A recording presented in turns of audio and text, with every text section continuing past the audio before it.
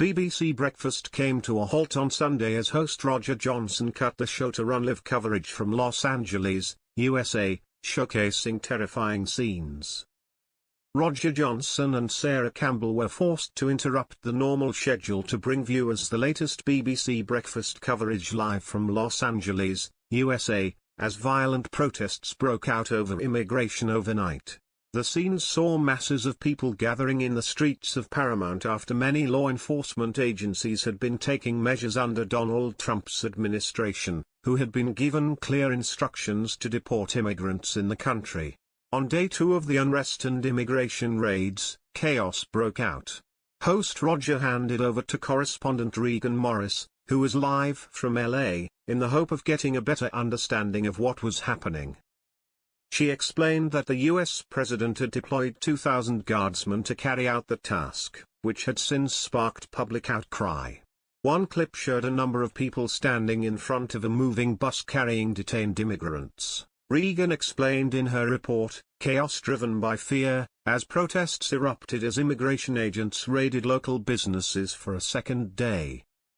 Updating on the situation, Regan reported, one group of protesters tried to stop a bus carrying detained immigrants.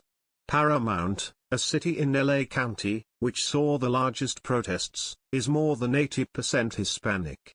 Locals told us that some immigrants are staying locked inside, terrified of being deported. She added, the Trump administration says that they are sending in the National Guard to maintain order. A statement from the White House said, California's Democratic leaders have completely abdicated their responsibility to protect their citizens. The California governor, Gavin Newsom, warned that sending the National Guard in would only inflame tensions as he accused the Trump administration of sowing chaos, stated Regan. Locals told the news outlet that they had come together not to cause further trouble but to make peace with law enforcement officers so that their families were not separated.